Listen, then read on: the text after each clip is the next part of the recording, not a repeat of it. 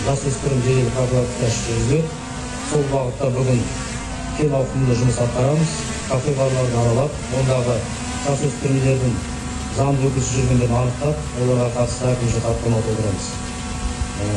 Сол себепті бөлім түзел тектор.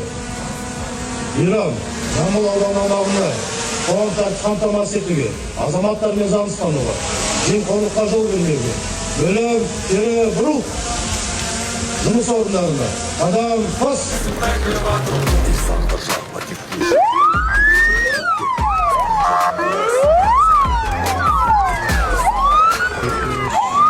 Бүгін шілденің 2-сі Жамбыл ауданы полиция бөлімінің 26 полиция тобының инспекторлары және де жас орталық ресурстармен бірігіп Грозик ауылында қамчы мамандары бойынша рейдтік шара жүргізуде.